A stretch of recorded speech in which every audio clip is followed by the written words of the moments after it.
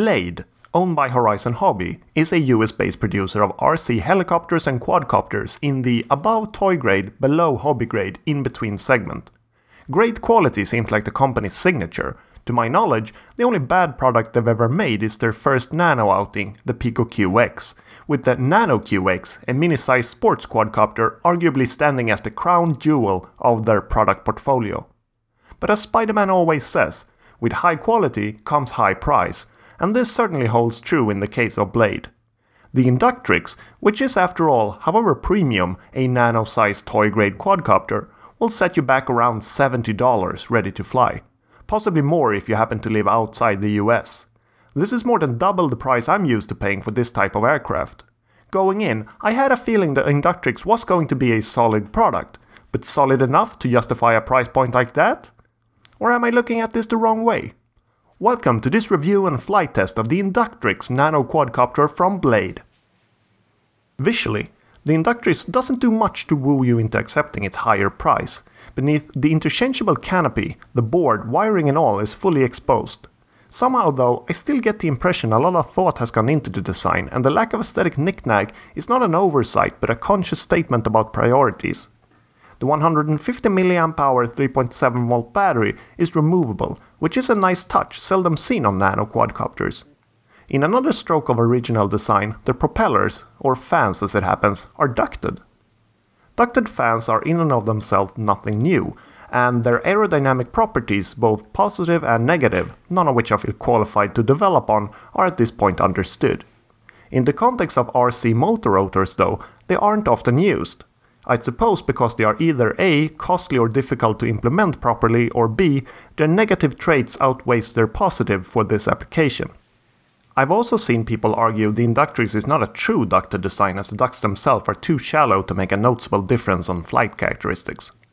For an aircraft designed for indoor and ease of use, I still see two clear, albeit not directly flight-related advantages with using ducted fans. For one thing, ducted fans similarly to but more efficiently than prop guards shield both the fans themselves and the surroundings from damage in the event of a crash or collision, which is quite likely considering the indoor beginner target demographic. For another thing, ducted fans are also quiet, shielding the surroundings from a lot of the noise generated by the motors, which is sure to be appreciated by significant others, pets, or whoever else might inhabit your indoor space.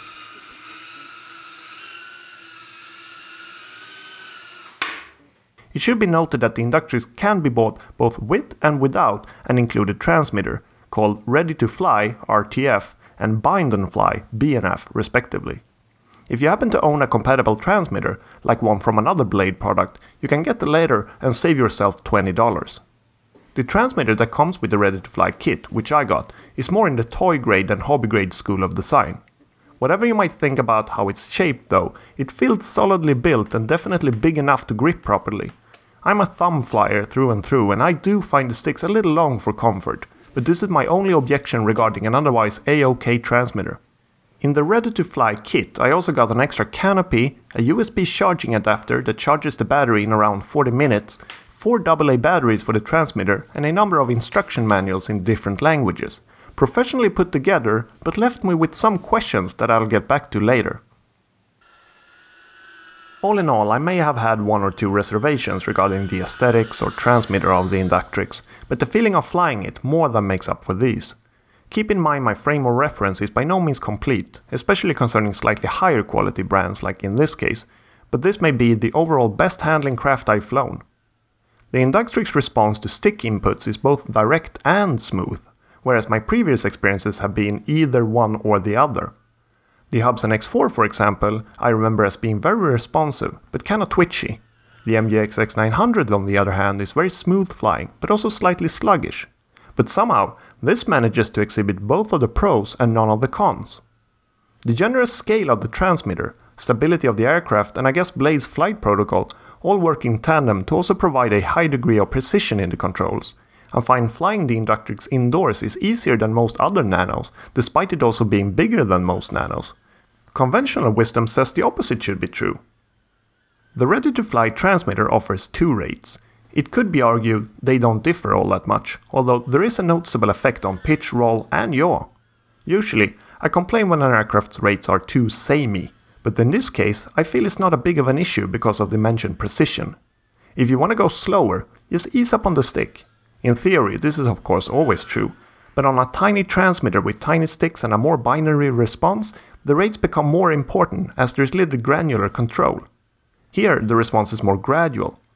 The only speed not attainable with the stock transmitter is the very fast, which simply isn't in the scope of the rates. It is possible I missed something here, as I am new to the terminology Blade uses with their products, but I can't seem to perform flips with the Inductrix. My understanding from trying to read up on this is that it isn't possible with the stock transmitter, but is with some of Blade's other, compatible but more customizable transmitters, where auto leveling can be turned off.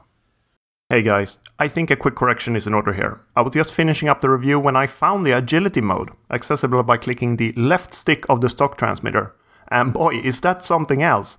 In this undocumented mode you can, with practice, go very fast and supposedly also pull off manual flips, which in part invalidates some of my previous points of contention. Alright, just wanted to let you guys know.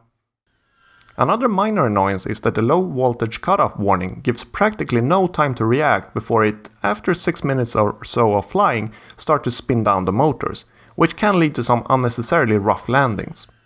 Rough landings or general rough treatment should be no problem for the Inductrix though.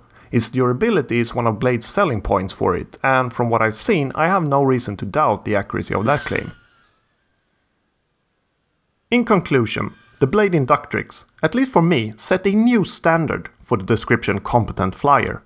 High responsiveness, stability, and precision, coupled with its protected fans and durable construction, makes it a very suitable indoor quadcopter, a very suitable beginner quadcopter, and a near unbeatable indoor beginner quadcopter. This is not to say more experienced pilots will get nothing out of the Inductrix, especially taking the undocumented agility mode to really test your might into account. Probably the hardest question when trying to decide whether or not to get the Inductrix, and one I can't answer for you, the viewer, is if it makes good on its price tag. My experience with the aircraft has been very positive. At the same time, $50 to $70 depending on your access to a compatible transmitter isn't peanuts for a nano quadcopter. For those not hesitant to make a little bit of an investment and looking to secure their indoor flying fun this winter though, the Blade Inductrix comes highly recommended.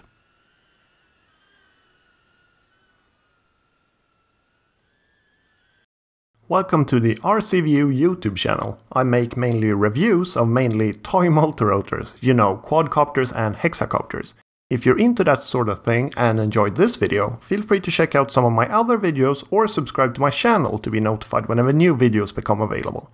As always, feel free to leave feedback, tips, requests, etc. in the comment section below. See you soon in another review. Bye!